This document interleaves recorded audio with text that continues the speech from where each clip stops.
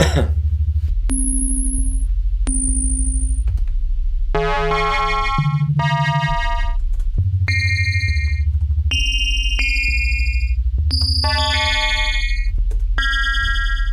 really the same colour. Yeah, interesting. They could hear us, by the way. Hello.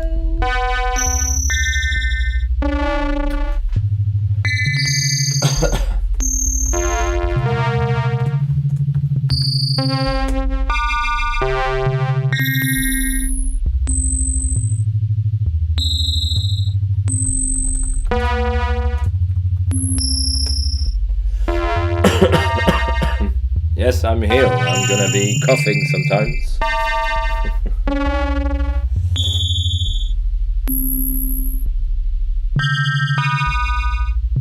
It's good, no? The live couldn't hide right.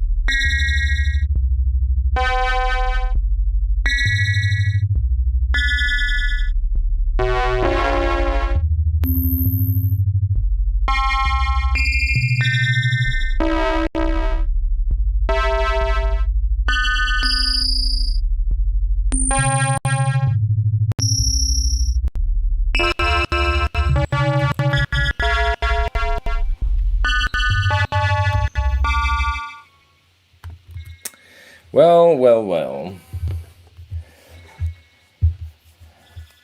Oops. So, hello everyone. This is the workshop by Julien, Ottavi, and Jenny Pickett on the AlgoNoiseOrchestra for MADLab, Cyprus University of Technology. Hello, Jenny. Hello. How are you? I'm fine, thank you. Yes, we're going to sort of doing in a workshop way. Salut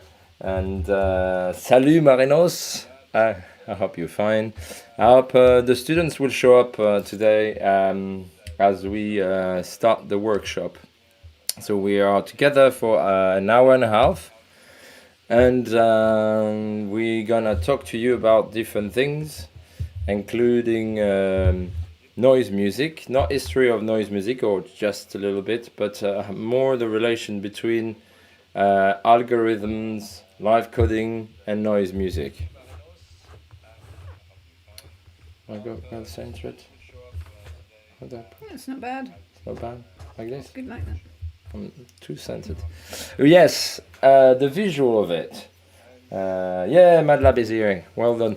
We keep it like this sort of like live coding visualizations during the workshop because we think it's also more interesting for you just to see. A white room with two faces in it. Yeah, I think it's not very funky to talk about AlgoNoiseOrchestra, and so we already using some live coding,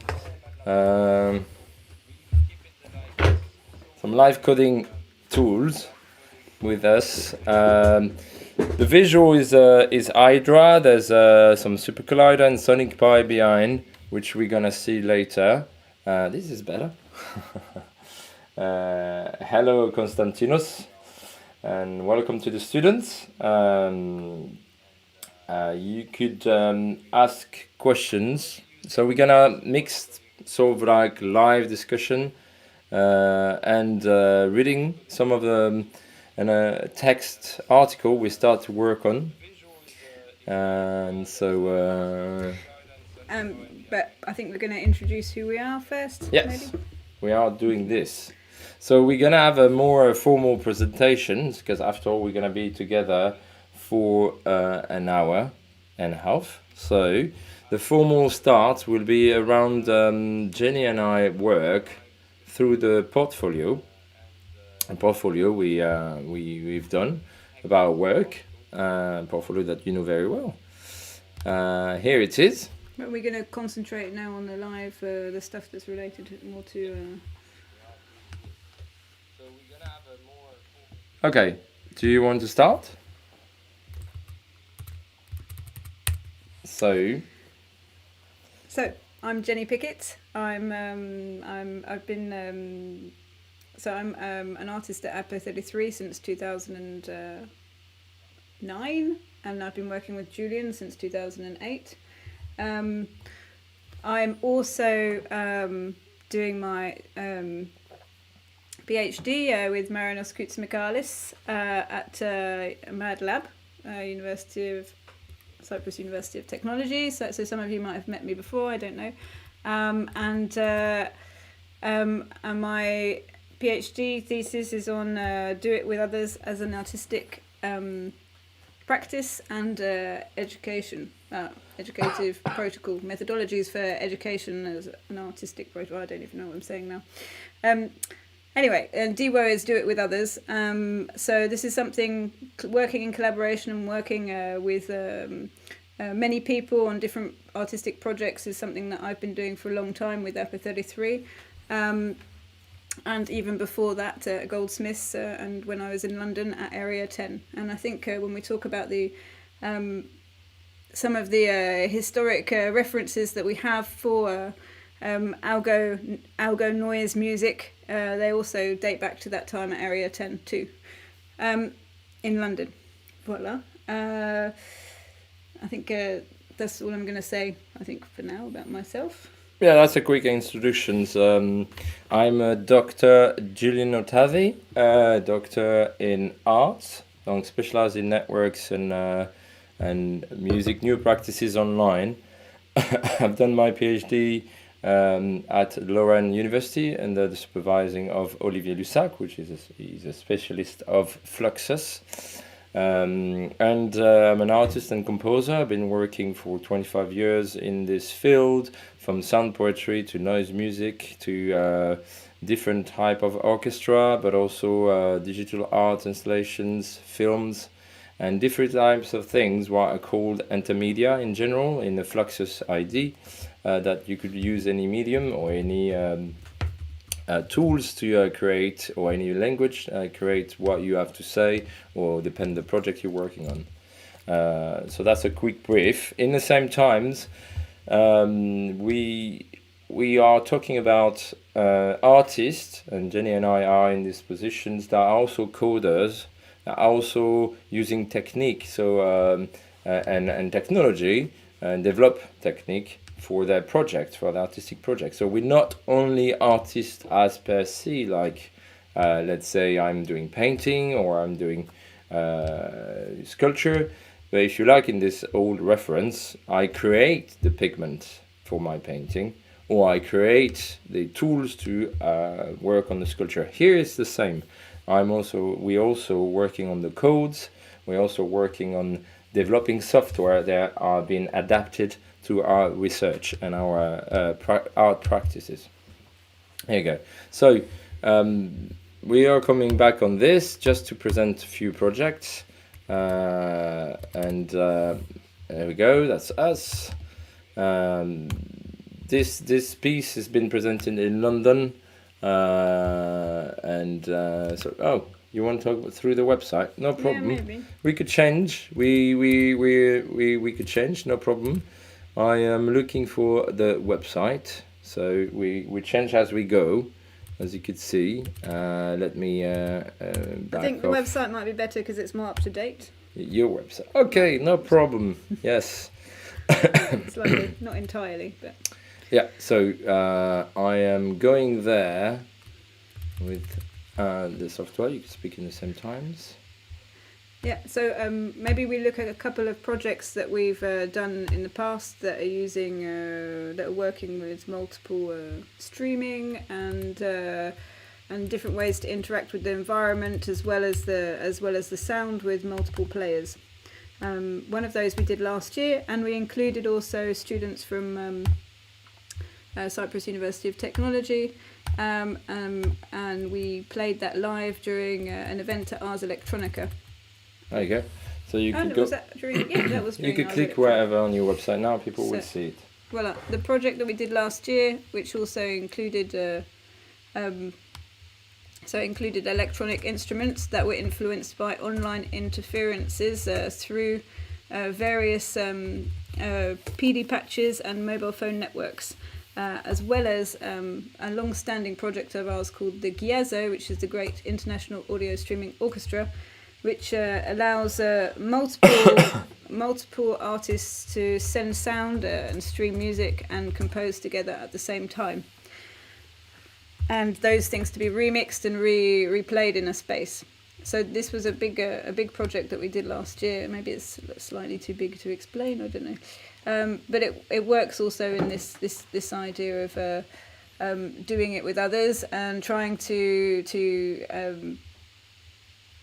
have multiple different interactions in a network as well as in a space. So we're extending the physical space of a room to a much broader network, and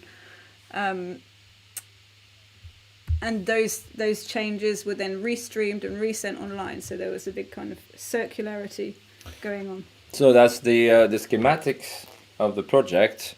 So the relation was like we were playing in a room some jelly synths, what we call the jelly synths, which is a DIY electronics little machine we made, and people were interfering with our sounds through apps, telephone apps, and app and Puredata patch that we developed, and so they interact and change the performance. This is important because towards what we're gonna do in this workshop together, we also gonna think about this way of interacting online in different places, and the way to change the course of a performance as an individuals, but as a sort of like moving together as an organism. And then the jellyfish for that is also very interesting, the way they are working together without clear directions, and then we might also work on this idea of not such clear directions as the networks as the directions. So so bearing that in mind, if we go back to an earlier project of APO33, it was this one, which is called GIAZO, Great International Audio Streaming Orchestra. So this brought together multiple players, normally to send live sound, always to send live sound actually, in real time through the network, where it would be collected in one space on one server, and then replayed into the space using either a mixing live in the space, or using a robot automation that will remix the sounds depending on certain parameters.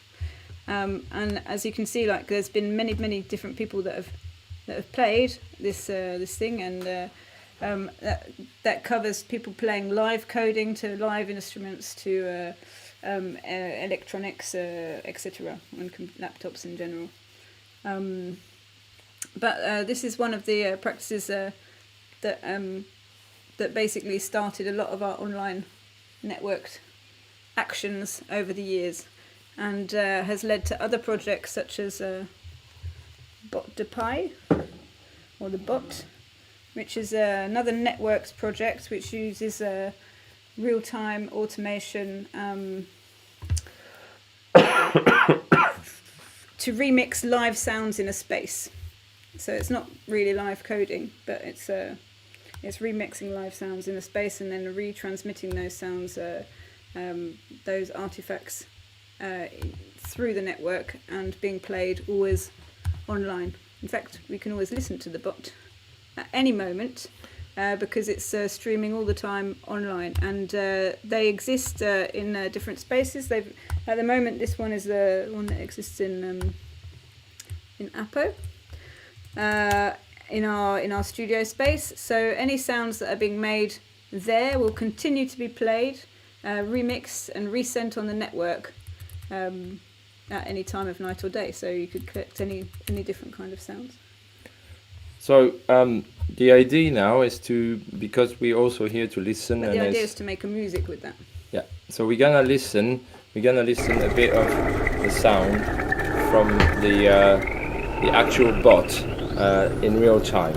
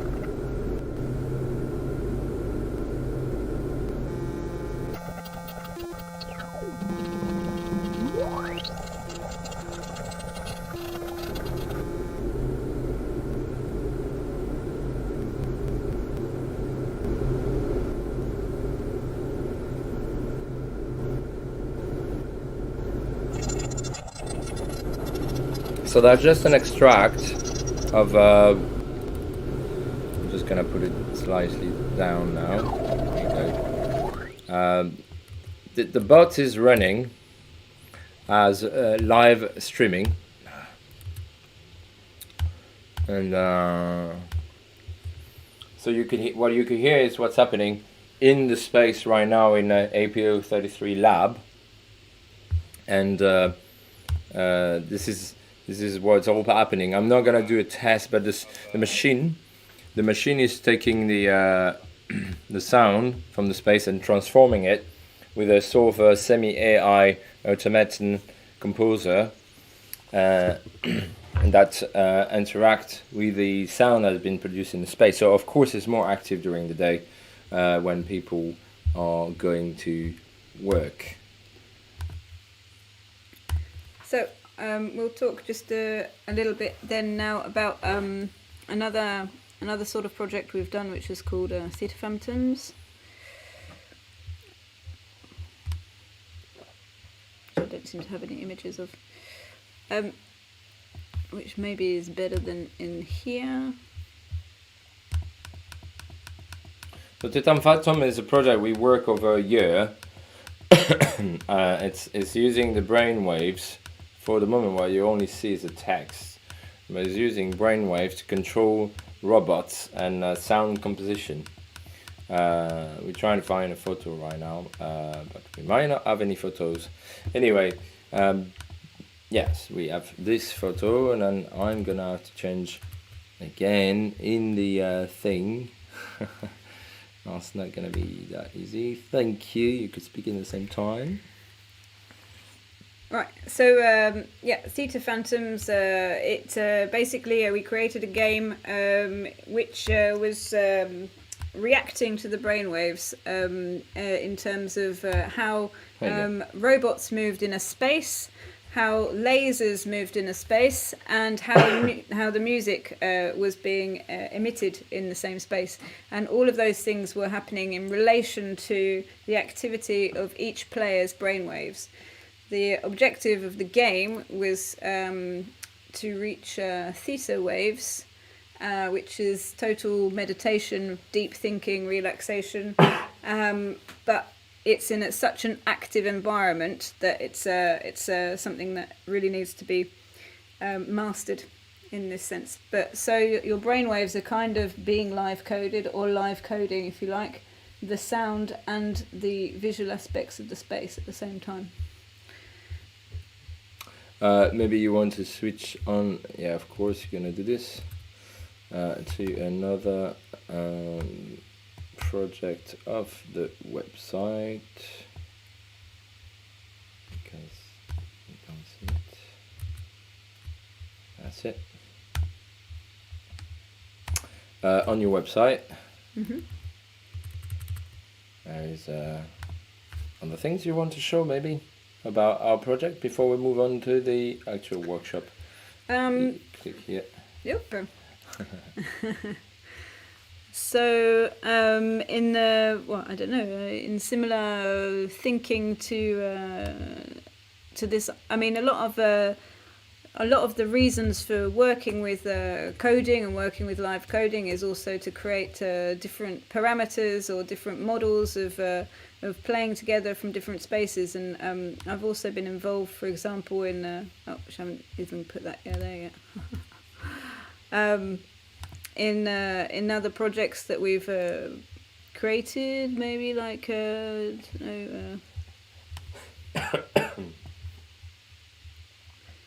for example, Dream Sweepers, which was interconnecting different cities. I was using the idea of graphical partitions, material, resonances, and objects, as well as storytelling, as a way to recode the space and re-interact with different people in different places, as well as in the space itself. A lot of our work has been is related to this this kind of connectivity between spaces. Anyway, we're gonna come back now to the actual workshop. That was a quick presentation. I mean, we could spend much more long time presenting all the work we have, and I don't think we're gonna bore you to death with that. So we are now gonna move on to, there you go again, cuckoo, to the actual workshops and to the theory of the workshop. So we might bore you to death, but at least you could look at the screen moving and the codes moving, more or less. But we're gonna get into this theory, because this is also the way we work, is in relations to concepts and the way we see our work, and the way we talk about our work, the way we write about our work, and the way we connect to the history of the practice we're working in. So we're gonna start to talk about these workshops by saying this: we're gonna work together on this project of AlgoNoiseOrchestra. So the idea is to create an artistic live coding online hybrid performance. I will use this concept of AlgoNoise, an AlgoNoise interpretation with software, different type of software, supercollider, sonic power, Puredata, Hydra, or whatever, Praxis. There's so many today, and of course streaming technique, how to transmit your signal through the web, as we're doing now, live, of course. As you can see, we're live. We haven't cut the bad part, the unprepared part, but which is make it the live interesting. So this AlgoNoiseOrchestra is proposed by Jenny and I to introduce you, students, and other people that watch to a sort of MADLab participatory experience to discover this art of making noise, art, music and visual with algorithm. So to create a sort of orchestral performance. So I'm going to introduce quickly about this AlgoNoiseOrchestra, and then I'm going to go to the sources and origin of this idea and why it's behind. So AlgoNoiseOrchestra is a project we started in 2018 as a live coding open group by APO 33 to create a bridge between Workshop's participant, which would be you in this case. There were also other workshop participants, and the stage performance as a way to create an orchestra, online, offline, a bit what we're gonna do, except for the first rehearsal we're gonna do only online, but we have other moments, public performances where we are actually gonna do it online and offline, meaning hybrid on stage, using only codes or semi-codes or little code. It doesn't have to be very complicated code as a tools to make music and visual. So the algorithm combined to noise music with the collective aspect of an orchestra brings together, and we'll come back on this idea of orchestra, brings together new ways of creating electro music together. Yeah, we're going to talk later about do it together, do it with others, DIY, and all this definition. Jenny is actually working on this issue in her PhD. She will finish with these questions. But here, the AlgoNoiseOrchestra does not intend to bring you into a rave party, like the live Algo Rave, and this is where I'm going to start, but rather to create listening works and physical experience without a specific rhythm, or any idea to make you dance or a pattern or rhythm. That's not the idea. Algo Rave exists, there's a huge scene, and we're going to talk about it, and it's great and wonderful. And this is different. It's connected, and those things, those scenes and those practices are working together, but they are different ideas. The visualization of the live code, for example, in process is not primary requirement in the practice of making noise. It could be displayed, but other visualization are also integrated, such as live cinema or 3D video live, or any kind of other type of photographic or images or any other ideas that could come in. So it's not a requirement, where in the Algo Rave, it's kind of a requirement. When we come back to this. So let's draw this. When we come back on the idea that where live coding come from, where making music with algorithm come from, where is the source of an origin? Well, as this is the point of view we developed. The first time we heard about coding and music, I mean, in our practice, in the way I see it, and we see it, was back in the early 2000s.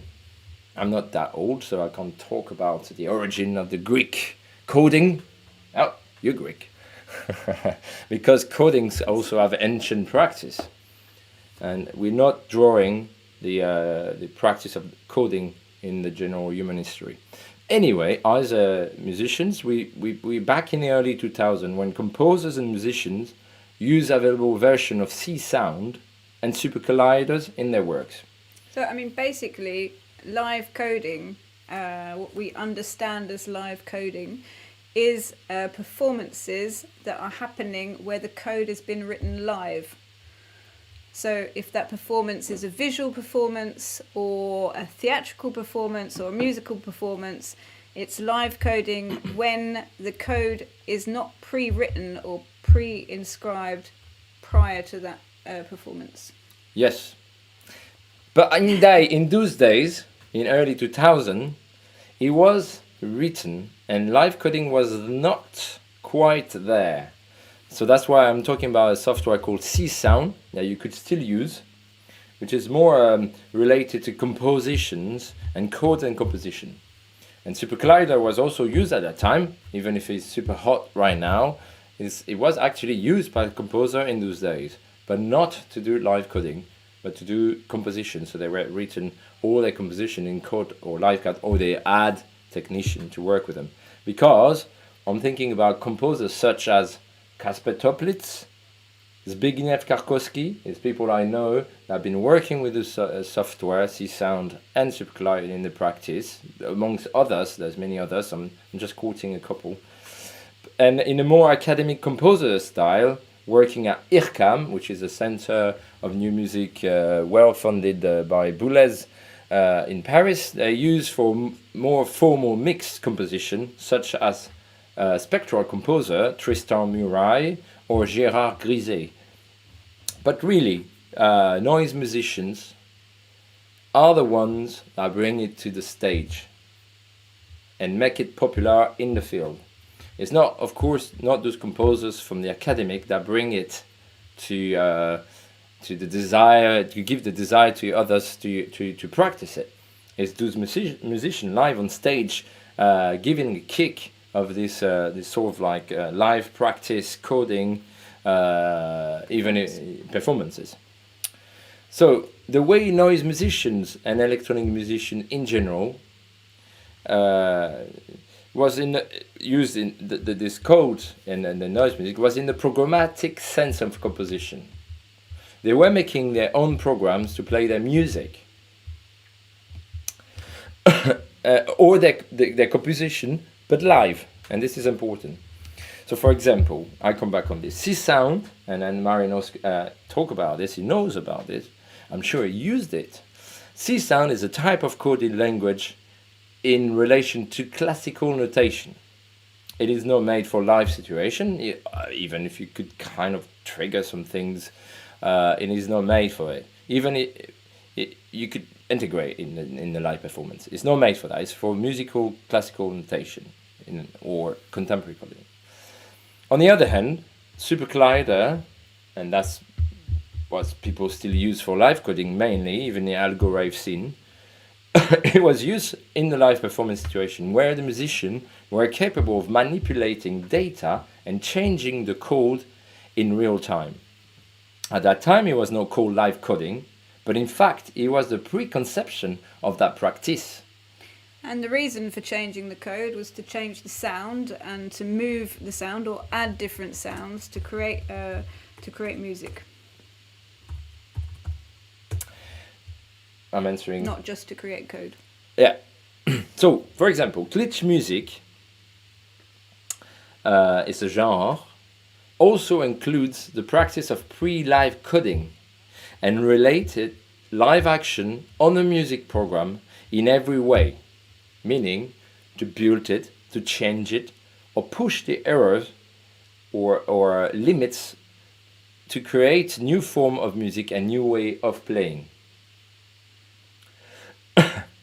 So I'm gonna quote a text on in relation to this and to Peter Reberg that just died a few months ago, and his label Mego, because he was part as Karkowski, which I spelled it wrong here. I realize. There you go. They use supercollider in their practice. So the court is saying supercollider became the software environment of choice, with the occasional use of institutionally developed programs such as Stime Lisa, which was another program I was using actually in those days. I made some peaks with it. It's kind of odd to reread about Lisa. Andy Pieper, previously a programmer, he began to creating software in supercollider that started to be adopted by other Mego artists. So Mego is the label of Peter Reberg, Pita, aka Pita. So this led to a kind of communal iterative patch development. That's interesting for us in this workshop. Pieper experimenting with various ideas and Reberg and Bauer suggesting change or new features. farmers' manuals that I advise you to listen. I think they don't exist anymore. Farmers' Manuals was a band composed of Matthias Marschi, Stefan Posert, Oswald Berthold, and Gert Brandner. This band were also composed of programmers, and they used the algorithmic possibilities of the computer in their recent live archive on Mego 777. So that's to explain how already in those days, in the glitch and the noise music scene, the supercollider and the patching together, the communal iterative patch development was already something as a practice. They were already something like in the field. And they make it live and interesting and hot. Anyway, supercollider and other software, but at that time, and the possibility of the algorithm in noise music, because this is what we're talking about, was already at the heart of new visions in making music of that time. Trend could move fast in music. You might see that today, as it goes really fast. Every week you get something new. Today, those musicians... Even back then. Even back then. Today, those musicians, if it's still active, are using, for some of them, modular synths and other analog synths in their music. Peter Ribber gave up about supercollider and things. He went to modular synths, to practical button thing. So they were coming back to an earlier practice of the electronic and noise music with 70s tools. But because they are also, whilst they are electronic, they are also some form of live coding, because you are remixing and rechanging the parameters of the flow of electricity in order to make different sounds through oscillators and other controllers, etc., in the modular synthesizer. So, but what it has that maybe supercollider lacks is this physicality of an instrument to be mastered in in terms of the buttons, the knobs, the things to twist, the wires to plug, etc. Whereas you might be doing all that also with code, and the music itself might not be any different from one from the other. But when you're in performance, there is something maybe sometimes that was at that time much less tangible than it is today. And one of the things that brought the live coding much more, which has made the live coding much more visible in the last 15 years, has also been the access to projection and being able to mix performance with projecting the live code, and that live code can also at the same time create its own visual visual entities, not just the music. So yeah, that's why the relation to the tools and instrumental gesture is far from being gone. At that time, as a computer, along with the clicking, was for a time interesting, but maybe only for the performer, and then people were looking for something else. Anyway,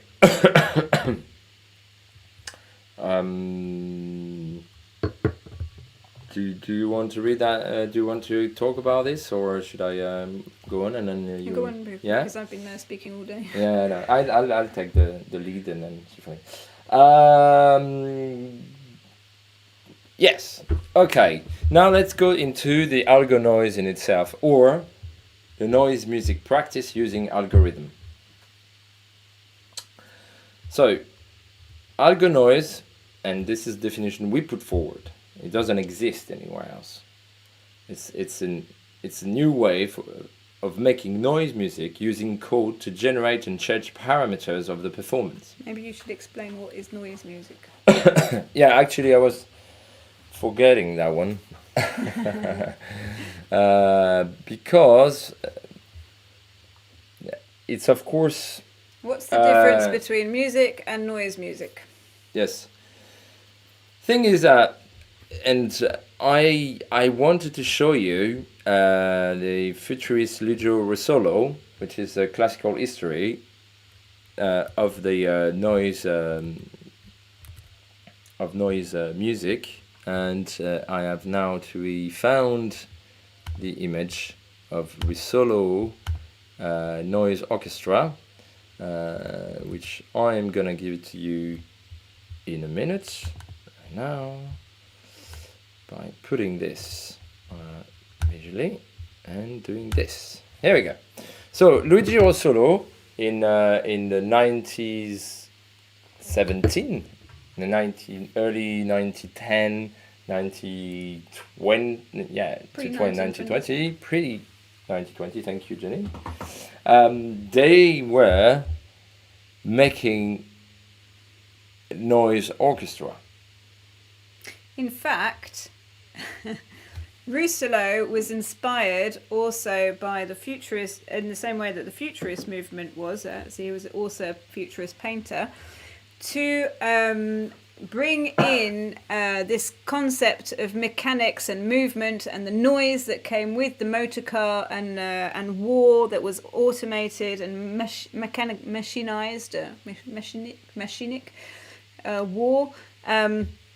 That those sounds from mechanics, from the motor car, from the Industrial Revolution, they became part of the our sound environment. Today we don't even notice it. We're surrounded by so much noise that we are shocked when we hear the noises of nature. But in those days, these noises were pretty revolutionary in themselves. They changed people's environments completely, from one with many birds and trees and sounds of nature being the most noisy things around them, or probably also the street, I imagine anyway, to one which was filled with strong sounds of the motors going and drones, etc.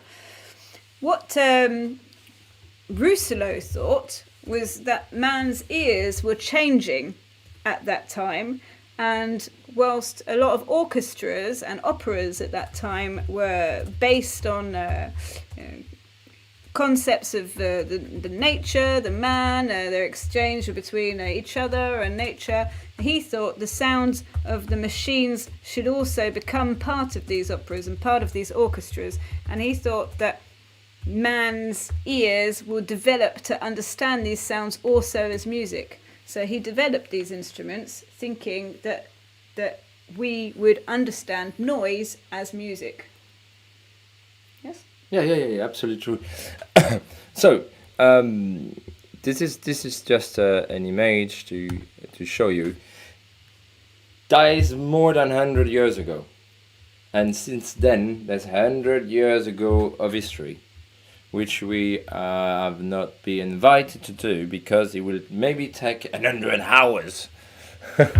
No, seriously, it takes time to introduce. The main idea is that noise music is inspired from the noise of the world and the environment. And Jenny explained very well, and we could go in detail and talk to you about so many artists, from the futurist to noise music as is done with computer. Surrealists and Dada, etc. And all the industrial music. And then when Marinos asked what's the difference with K-pop and trap and noise music, I think it's not in K-pop and trap.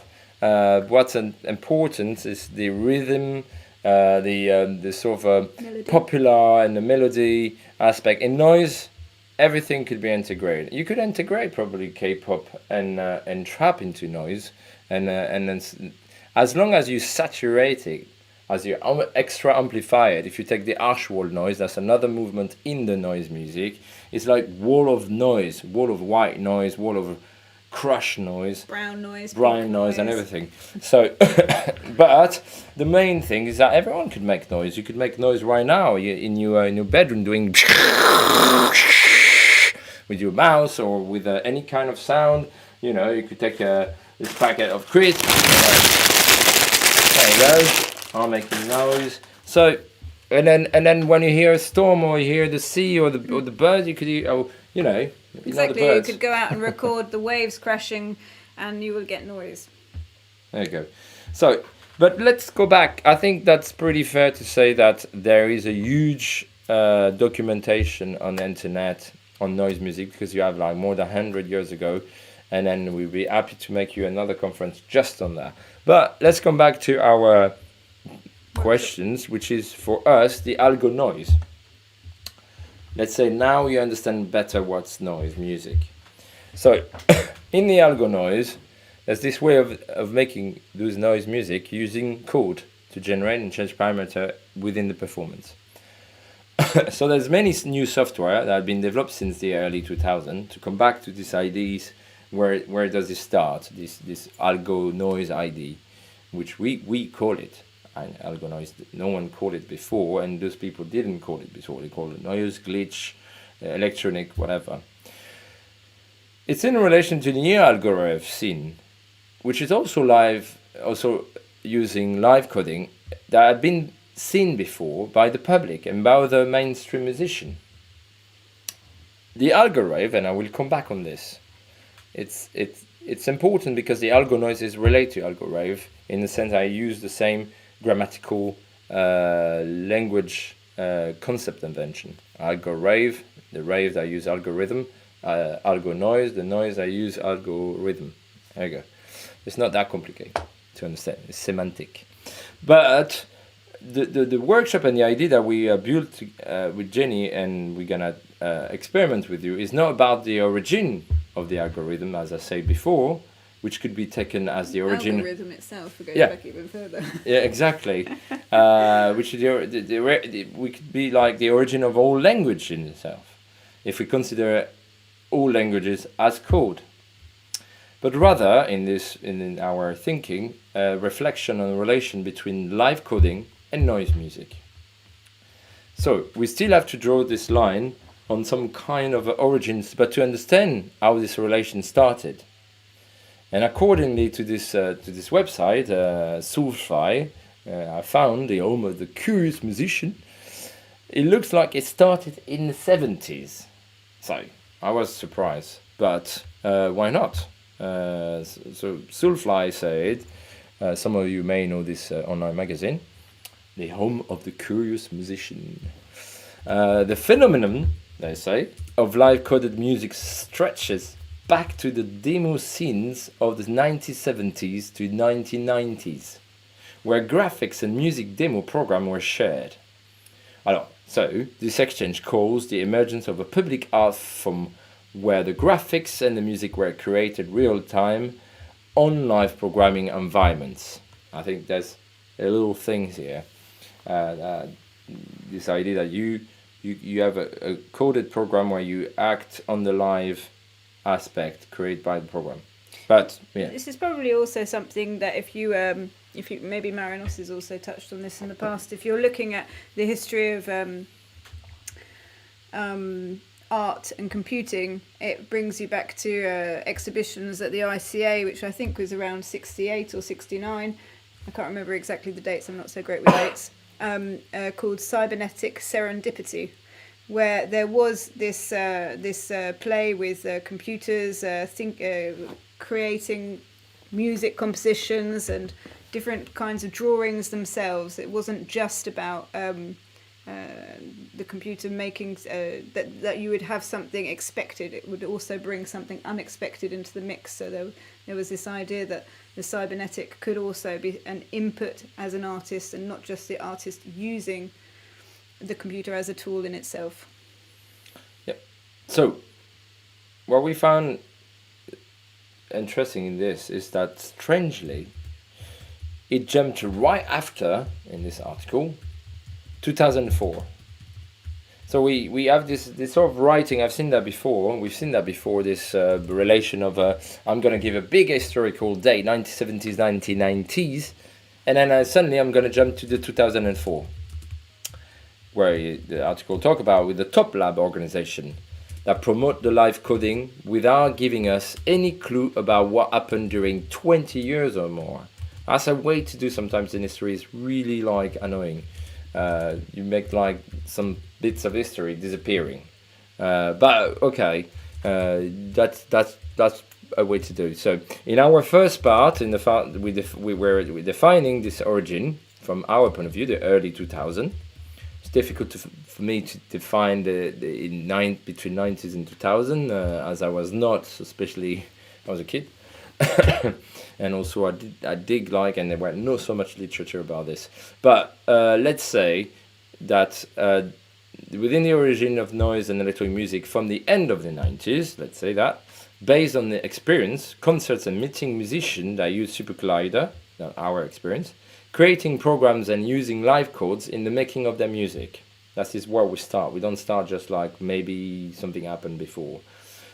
Practice of live coding as such in art and music is clearly referenced in many articles in relation to the date 2004. And now we have to give that to this history. It's clearly written. The 2000 is us that bring this. The 2004 exists in many literature with the creation of TopLab.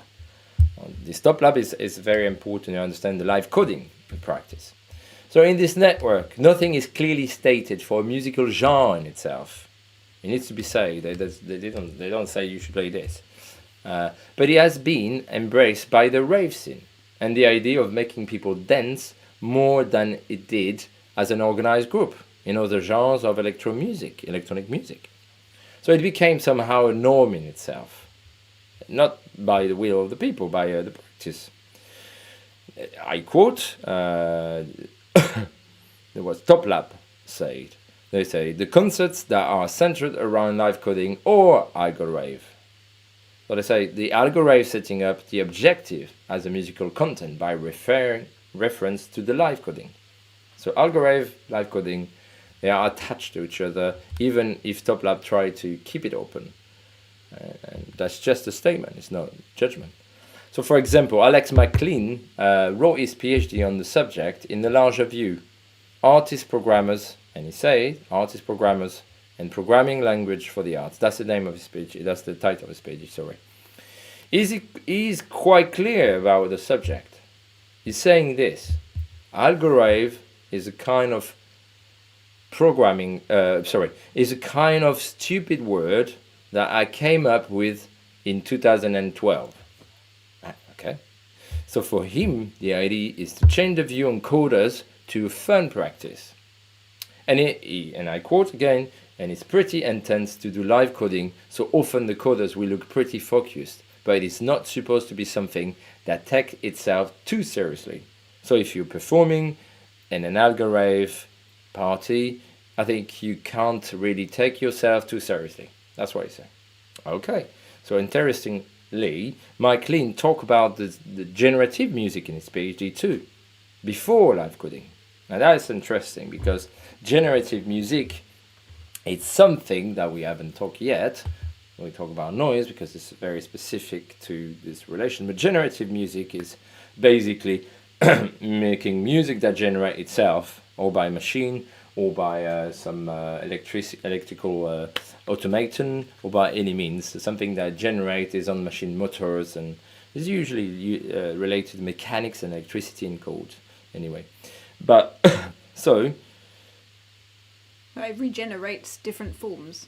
Yeah.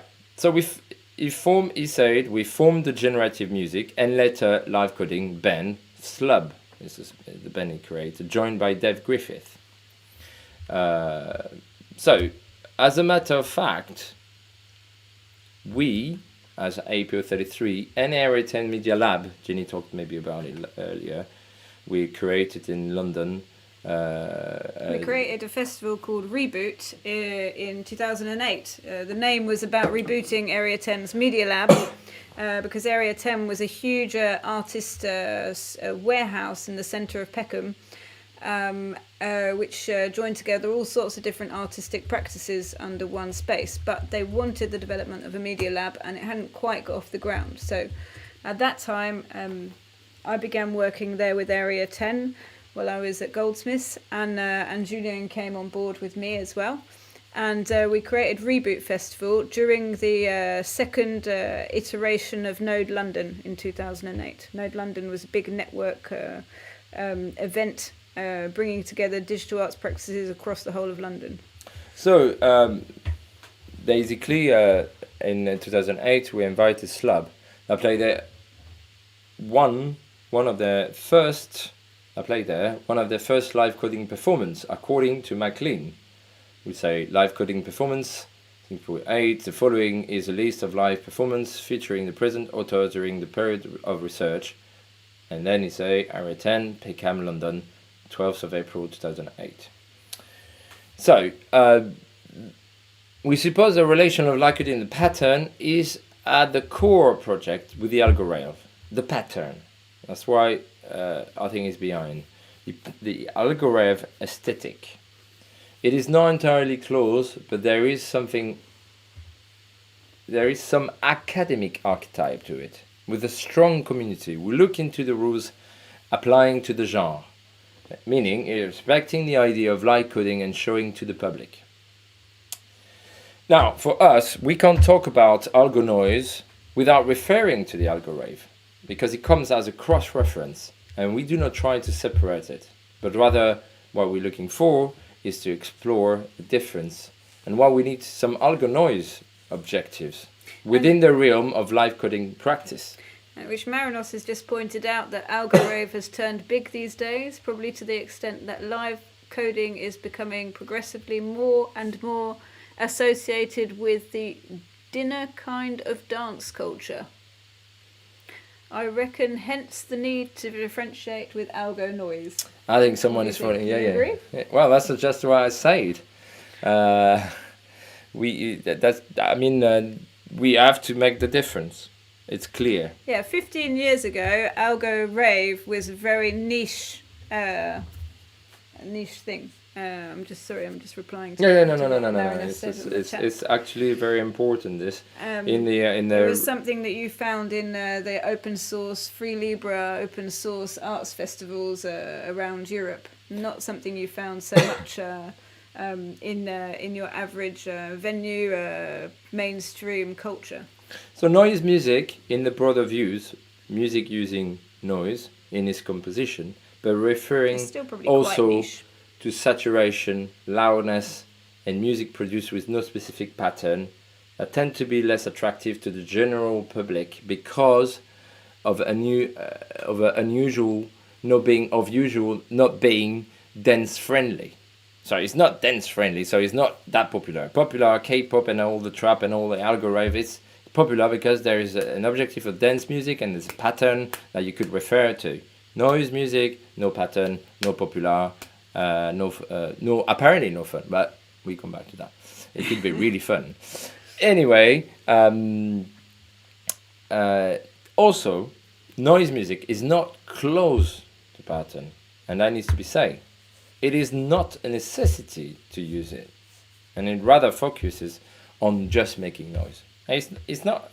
Noise music is not close to any. To focus more on movements within the sound that maybe happen progressively within the sound, and sometimes decoding the noise within the noise is where things become very interesting and hallucinatory, but like this visual. Also physical. Noise can also be a very physical thing.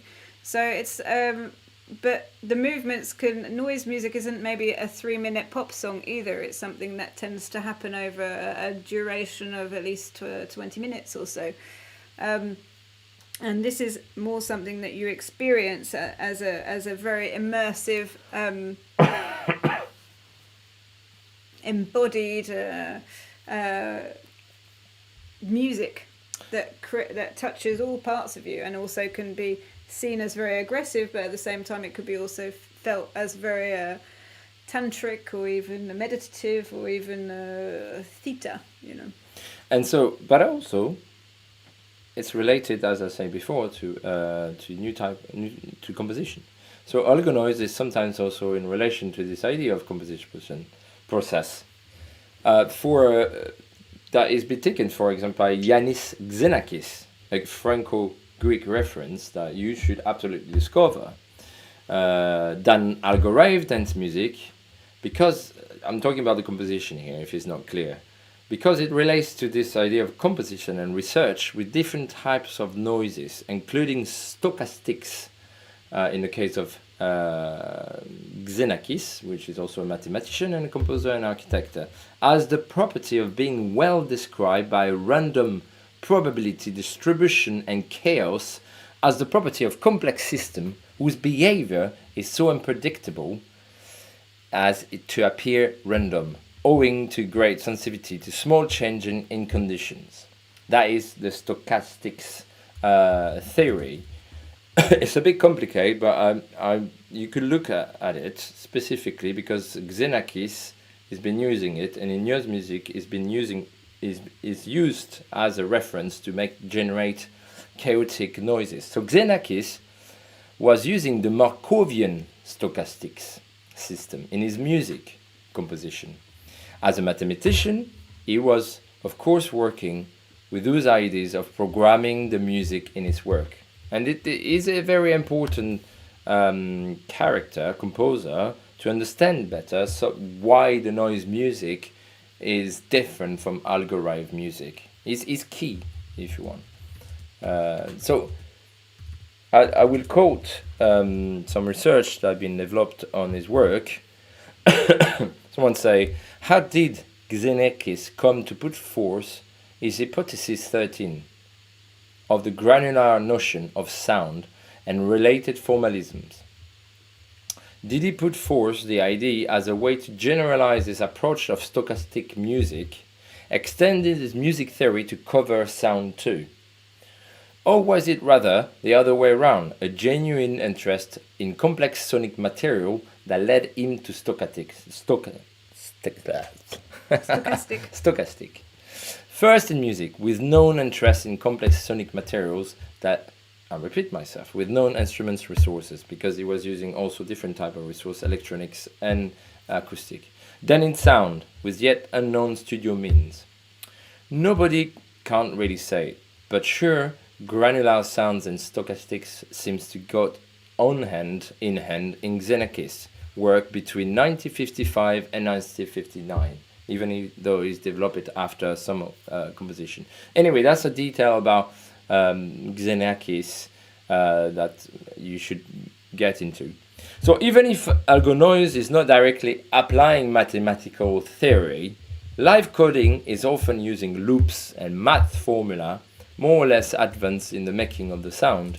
As per making noise music with algorithm is not yet a school in itself, with this specific code, but rather a proposition to create an alternative path for live coding music practice that is not embracing the algorithm scheme. But all that to say that is different. So, well,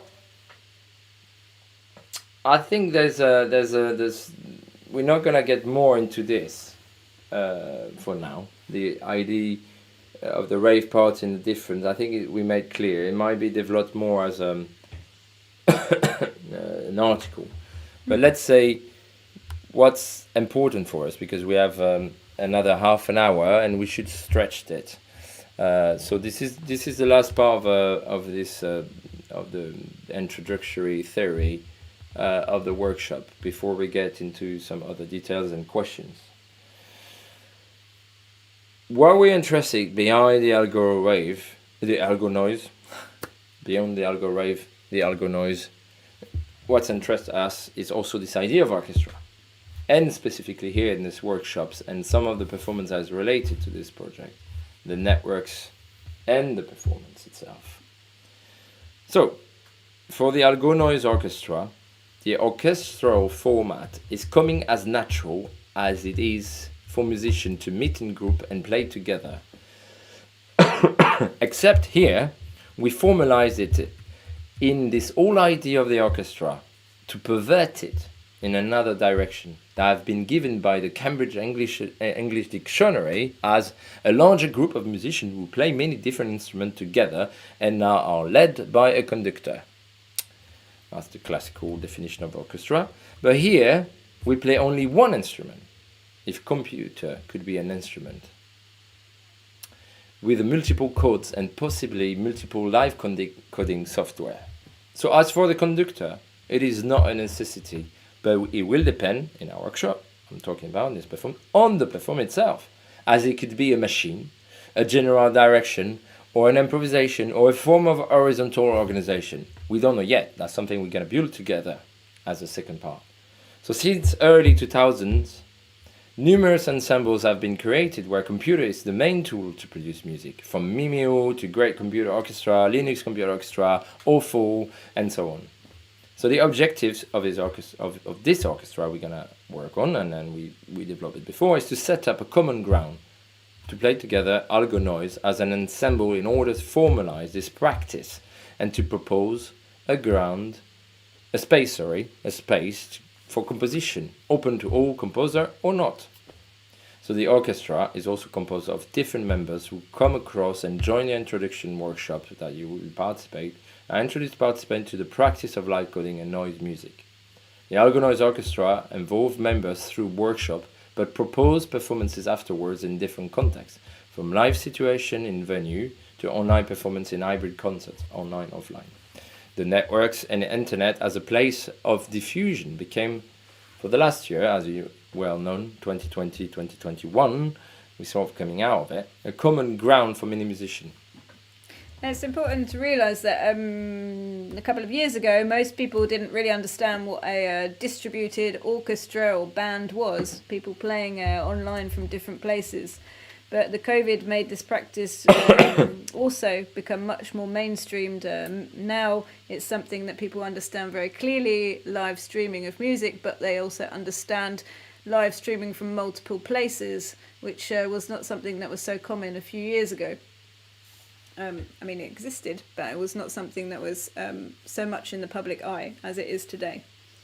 So, to finish this part, and before to go on the process itself of the workshop, AlgoNoiseOrchestra embraced this network practice as one of its main relation to concerts and performance.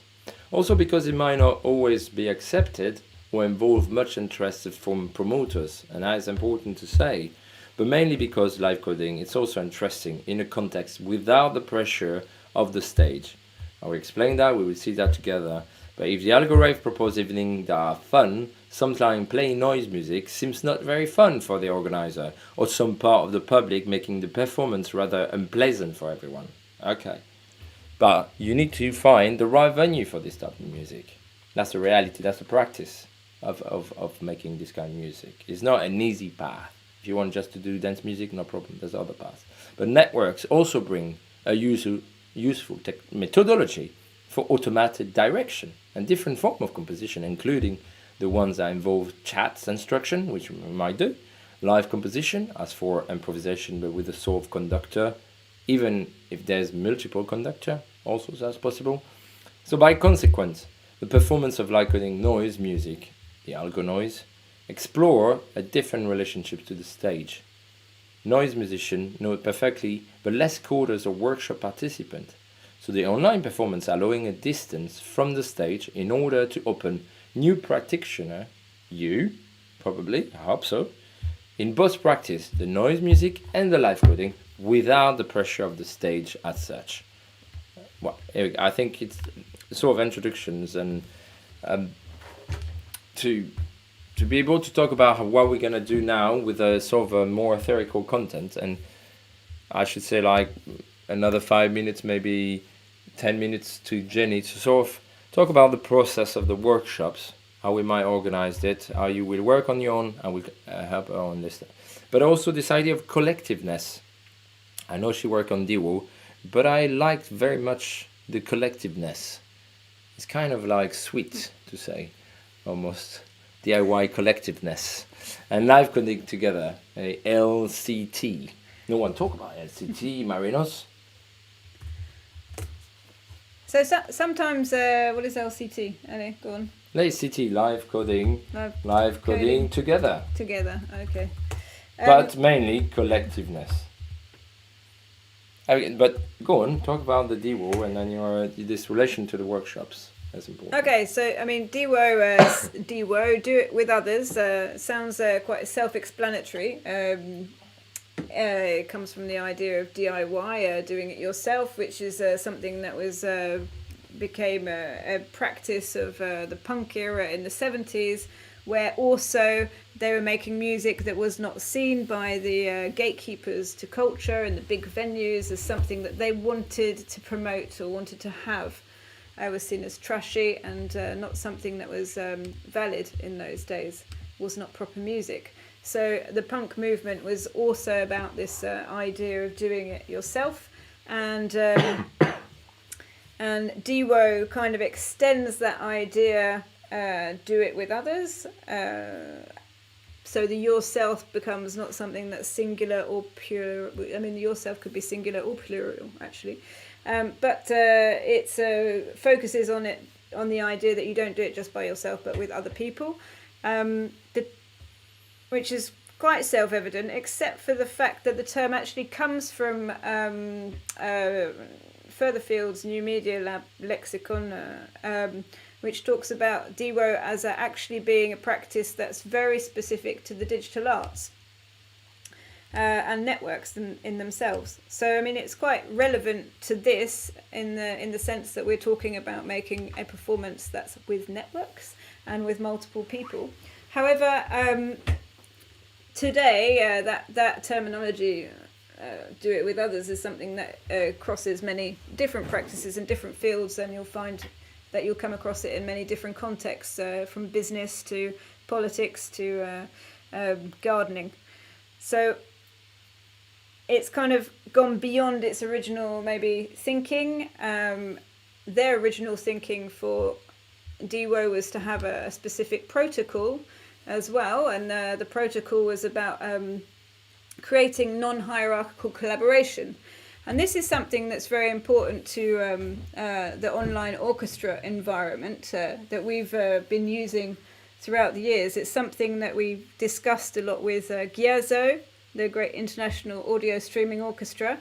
This idea of having a conductor, if you like, or a composer, when you're working at distance with other people, with the complications of a network, such as latency, and also the types of sounds that you're working with, so like noise.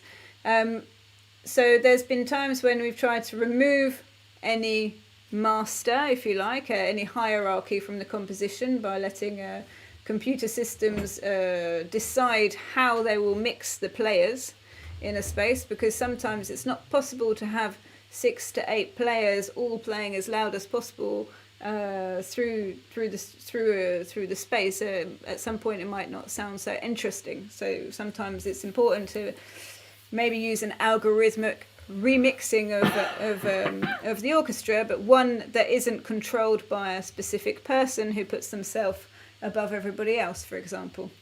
This is also something that was worked a lot with when I worked with another streaming orchestra a bit later, which is called Offal, which is hang on a minute, what's Orchestra for Females and Laptops. So Offal was about women working in the coding online streaming environment as an orchestra. It started in 2015. It was a project that was brought about by a few different females, but one of the main drivers of that was Shelley Knotts. And they also developed specifically programmation tools and different ways to organize to avoid hierarchical remixing of the sound, if you like. So it was very much about removing these hierarchies. And that's something I think that we also want to keep with the concept of DWO, is to try and bring something that's more on an equal footing, or on a sort of openness, that people can bring different ideas, different concepts, and different ways to understand the material, the physical sounds, etc., into the performance, without feeling like they need to do something specific for somebody who's directing the whole project. So it's a collectiveness. Yeah. So maybe before we entering some details about the workshops itself and the second session, you could say, Marinos, maybe we could take some questions, some Q&A, or we finalize the idea of the tools, and then what we imagine, and show a little bit of the thing, or we take question now. What do you think, Marinos? I think there's a little bit of delay, so in any case, what I will jump on is there is a website where I put some ideas of tools you could use, but even though you could start by now, the website would be just suggestions. And for example, we've been talking about supercollider, so that's something you could start to look at. Yes, absolutely, shitty nuts. You could look at Hydra, and then you could look at Sonic Pi, Puredata. You might receive that as a delay, but anyway, because we have a delay, we are gonna be like in this moment where we're gonna listen sound and take the questions and report in delay. That's also the network thing. So I'm gonna propose you to listen a little bit of the AlgoNoiseOrchestra. I've been recorded in live audio blast in 2018.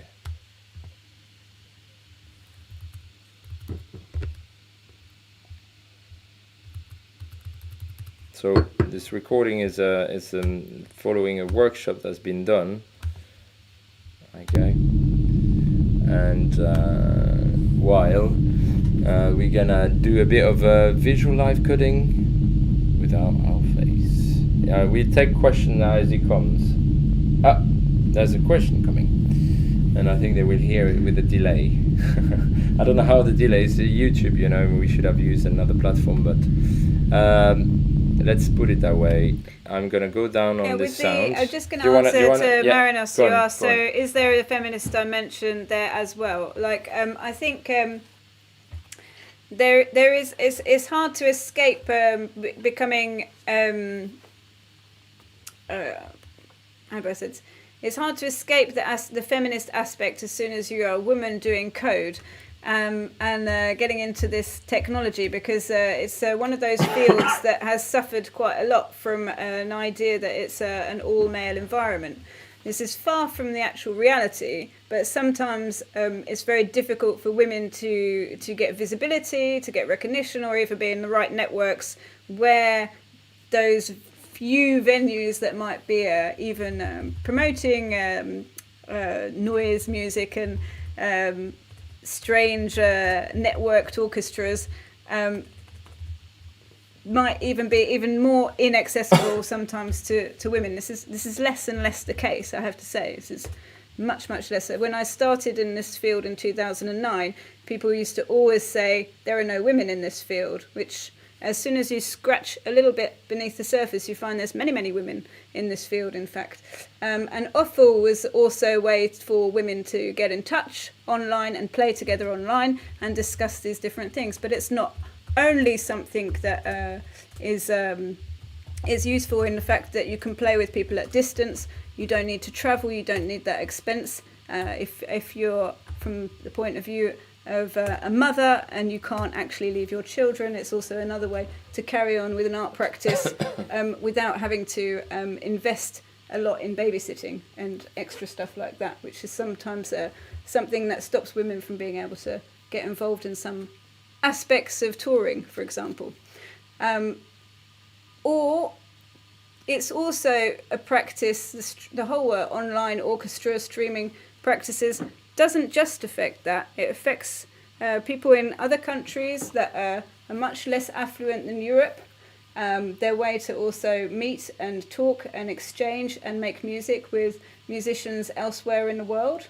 So in terms of economics, it can be something that allows you to discover people specifically in these niche areas, which is quite equalizing, apart from maybe certain aspects like latency. But it's one reason that also that we always try to work with tools that don't require you to have the latest, greatest technology in terms of computers. People that might have difficulties leaving the house for one reason or another, like disabilities, it's also another area that streaming and online network practices allow them to participate and get involved with the arts directly, as opposed to watching from a distance.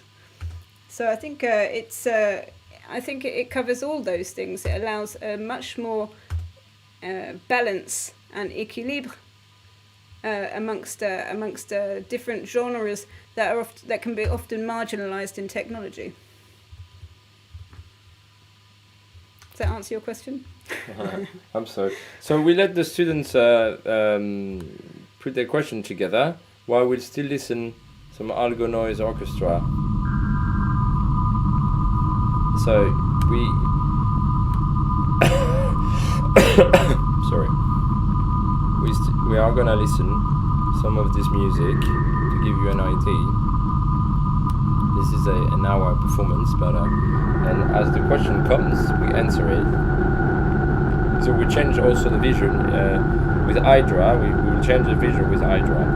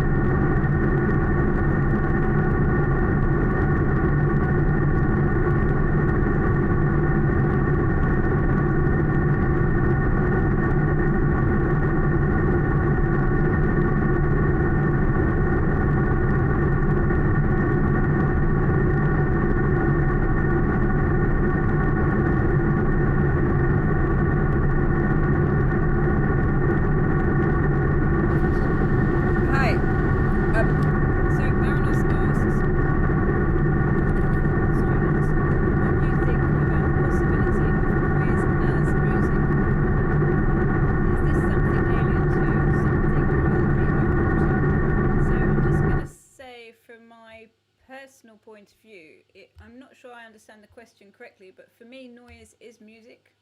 It's not different from music. It's not other than music. It's not noise. For me, noise is melodic. It is interesting. It's complex, and there is rhythm that is happening. There's all sorts of stuff happening in the noise, and but it's something that that I actually find super complex and super interesting when I listen to it. So for me, noise is music, and I feel also that when I listen to lots of different types of noise that we find in nature, that there is also operating in its own rhythms of music. If you mean, can music be noise? Or the noise as music, as in popular music being noise, such as K-pop or something, then one of the noisy instruments that that we've used also over the years and operated with is the radio, and the radio, and with the noise and the waves, you often also pick up within those waves, if you're using radio as an instrument, types of music, different types of music, and so here this music is also becoming part of the composition or the improvisation with the noise. So I'm open to music as noise, but I'm not sure that's what you asked. It's a very interesting question, because in the AlgoNoise movement, which is a very specific movement in the noise music, there is this idea that noise music is not music. AlgoNoise is not music. So when you do an AlgoNoise, you do a wall of noise, but you don't do music. It's not music. It's almost like a sort of a rejection of music as a coded language, as a notation, as an organization of sound. And I like this idea that there is a movement within the noise that has been created in opposition to the classical idea of music. We need this opposition. And so we created another project called Automatic AlgoNoise, which is the idea is to go even beyond, because in the AlgoNoise you have less and less human interaction, you have less and less human feelings and affects transforming the music or changing the music. So therefore the automatic AlgoNoise music is going even further with the machine making the AlgoNoise. Okay, so there's a sort of delay. Yeah, there's a sort of delay. Did you answer? I've seen you've answered on the text. Sounds like space. When I read sounds like space, I think about how the architecture. This is from Irene Venn. I think about how the architecture can have its own resonance, its own space, but it also makes me think about sounds such as the atmosphere, such as recording the cosmos, which we can do with a very low frequency antenna. So then you really do get some sounds of the space, if you like. There's another thing that this could also make me think about, which is John Cage's 3.44, where there's no such thing as no sound in the space. Or if we think about space as sound, like like in a composition you have space, and that space is where you don't play. But when you don't play, there is always sound. There is always sound that's going on around you, even if it's the slightest, smallest little squeak of a chair. There is always sound. So there's no such thing as this sort of silence type space, if you like. I'll go on to Konstantinos. Can I ask something? Is it wrong to put some sound effects in the music you are creating, because they might produce something good in sync? I don't think it's ever wrong to play with sound effects, is it? What do you think, Julien? No, wait a minute. Noise music is full of effect. Yeah. It's saturation, it's distortion, it's mega delays, massive fuzz, like so many effects that there is in the genre. People having a huge table of effect is like absolutely when you do harsh noise or harsh wall noise, you have to have like the analog massive pedals without guitar, but you could also of course make it with the guitar with full of effect, and then a saturating amplifier. Sonic Youth could play noise. Sonic Youth could play noise. You know? It's also, Marinos says, Akita Masami has famously said that to his ears, pop music is noise. It's actually something that's quite common, that if somebody is playing music from a culture that we're not used to hearing, or we're not educated in, or somehow accustomed to, that often people will hear that as sounds that they cannot understand, and therefore it's noise. But mostly this is like sometimes like a language you don't understand can sound like noise, because you don't understand the content or the ideas behind it, or the concepts behind it, or the cultural relevance behind those noises or those sounds or those musics. So it is true that almost anything can become noise if we're not accustomed to it. It's also true that noise can become music to the trained ear.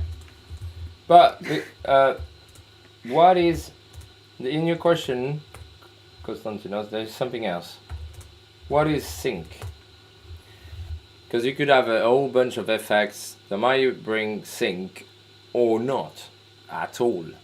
So let's say you're using a ping pong delay pedals. That might bring you a form of pattern or rhythm.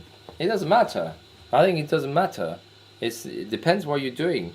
As it doesn't matter, there is pattern in noise music. If you take speedcore or a kind of like exaggerated like super, you could have noise in that. And then the rhythm is so fast that it becomes noise, and there is a pattern, there's a sync, there's some effect. So yeah, no, I mean, there's no problem of using that.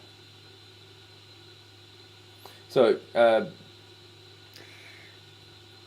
there's also, I mean, you can also use effects without any input. There's an entire movement, in fact, called no input, which basically sends a signal from the mixer through millions of different guitar pedals and back through to the mixer. And this feedback creates its own no input remixing through many effects, and it's the effects themselves that are then played. No, I think it's pretty open what you are including in those practice, and the no music at all I'm saying in the chat that you hear in Julien, or the bad music is also part of it. It is not just like the idea of making good music. It could be trash, but if you take trash metal or death metal or thing like this, it's still very well done, very elaborated, rhythmical, patternish, incredible technique and melody. In noise music, you could be just open to any non-musical input. That's very important. So the infamous one is Vomir, of course, the French artist. I wrote it down, and actually the AlgoNoise is quite often referring to him because it's quite vocal. There's billions of other artists. It's one of the main and famous one. Infamous. Infamous, and that's why we create the automatic AlgoNoise. In opposition.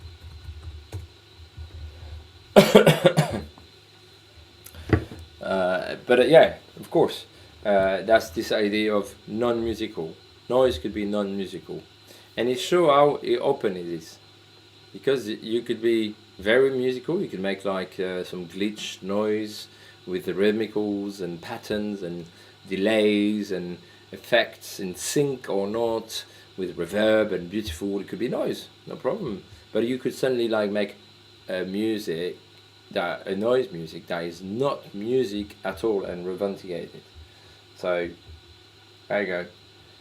And so for example, I'm gonna stop. In the background we have this AlgoNoise music, but here I'm gonna show it more. I'm gonna use Sonic Pi to generate some noise machine. Can you put it on the screen? Yeah. So I'm gonna stop our face. There you go. What you see now, for example, if you have any question, you go on. Go on, students. Have any questions? I'm gonna put the sounds up. Students or other. If you're not a student, it doesn't matter. Or not a musician, you can disagree with us. You could be. Or a musician and disagree with noise music. Anyway, this is a very light noise machine. And this is the code, you can see. So within this code I have some grush and some B noise. I have some other sort of like noise sonic pi thingy, but this one is let's say is a very simple noise machine I use within the AlgoNoiseOrchestra, and it doesn't sound harsh, or not really. What Marinos is saying, that if you think about Elvis Presley and rock and roll in general, was supposed to sound bad, wasn't it? And it would sound bad to ears that were accustomed to classical music or 1920s polite singing, or 1940s, I don't know. But it was a move. If you think about it, it's much the same way that the Dada movements and the Surrealist movements shocked the art world, where they imagined that, and even before that, Cézanne and Van Gogh shocked the art world when paintings were meant to be very pleasant, interesting landscapes that one could quickly identify and understand. The minute that art moved away from that, with the proliferation of photography, art became more and more experimental in terms of painting, and I think the same is the case also with music. As musical instruments developed and amplification developed, artists became more and more experimental with how they might produce sound or make sound, and those sounds changed and shifted and moved and shocked the generations previous to them. So I'm also bringing in right now some supercollider things. Where is it? Up, there you go. Hey, that starts to be noisy. So in the code right now I have a mix of supercollider and some sonic pi with some hydra, and that starts to be interesting. I really like it. That sounds like sound poetry somehow. Where is my code? Here you go. And so I will do this and play control. So this noise is meant to be representing the glitch and the hum.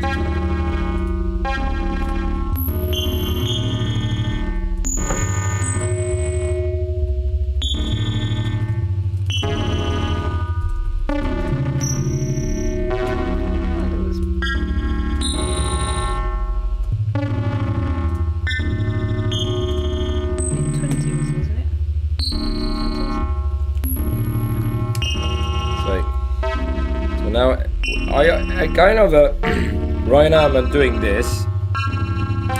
I like to adapt to the workshop in a very noisy now environment workshops of what we're gonna do. That it will be nice to accumulate it together, all our codes, all our software, to create some kind of visual abstractions. And so I'm gonna change some of these Hydra things. Let's say I'm trying to find some good stuff. This one is quite Latin-ish. What about this one? There you go. So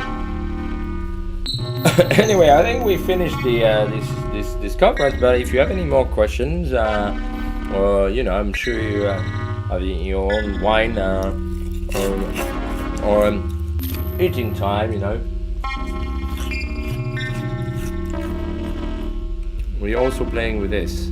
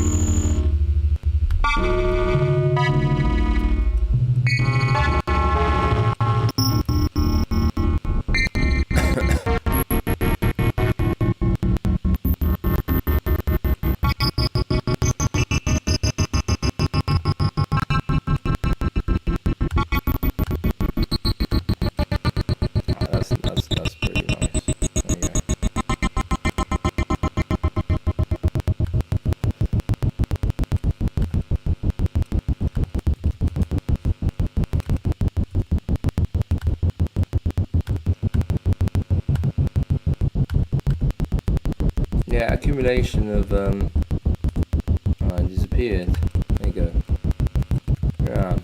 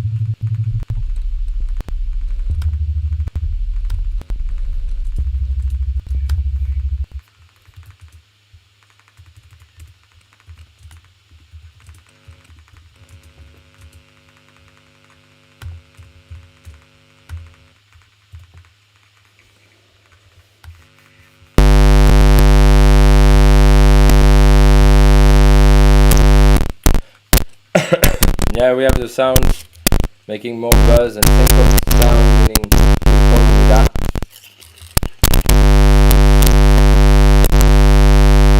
I'm sure it's gonna come back as a pretty good now. You tell me in a minute, it's gonna sound better.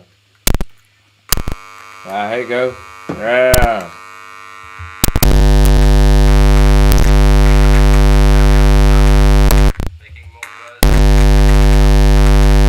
We are bringing the delay.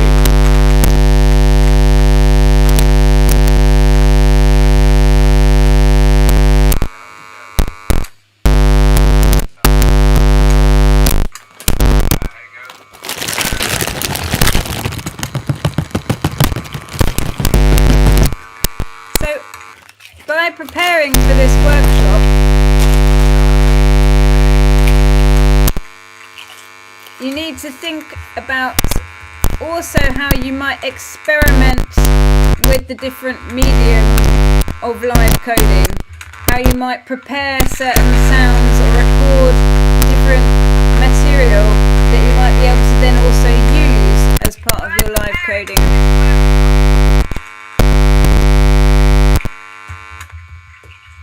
You need to think about also how you might experiment with the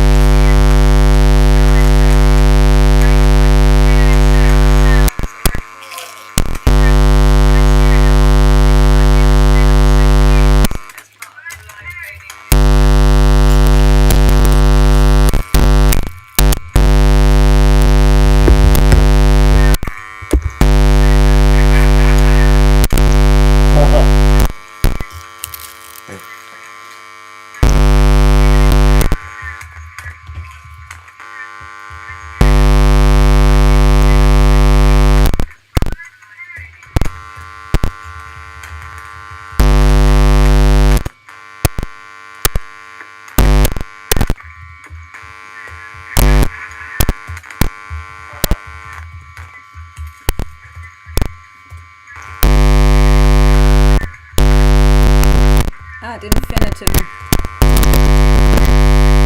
Ad infinitum. Very good. Ad infinitum, yeah. I want to think about accumulated code and everything.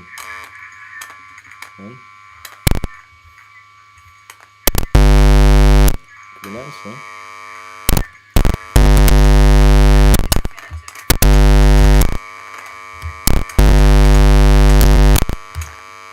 Oh, that's cool.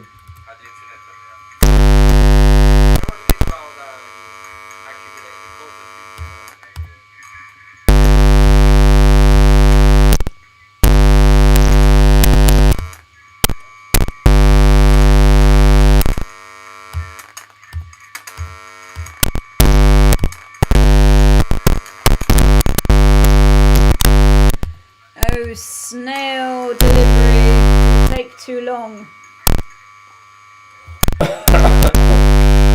Now we're gonna pick it up.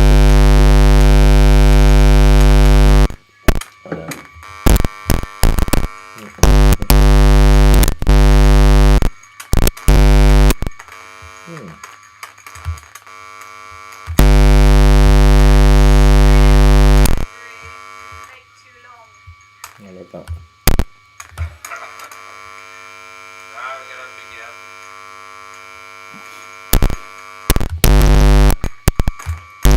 So literal, this man. Rubbish. Thank you. Okay.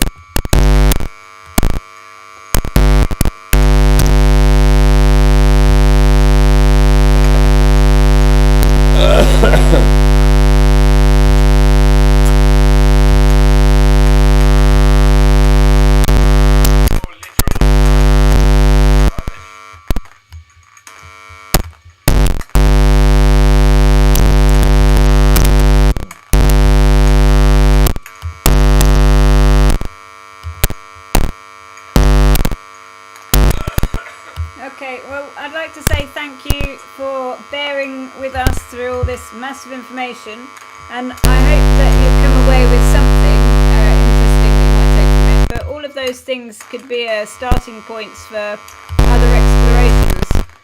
And I think if you're going to do anything with this workshop, it's to be also open-minded enough to try new things and test new ideas, you know, things you might not have done before.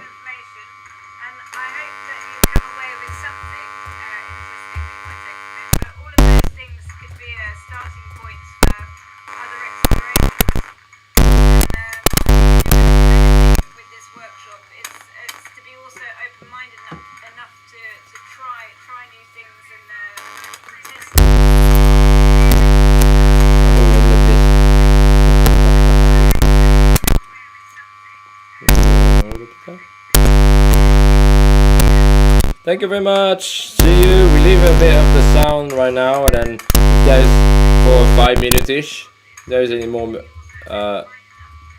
or questions, it's still a bit here, but bye bye. See you next time, and please go and see the tools we propose to work together to the next part of the workshops, where it's going to be much more like putting the ends in a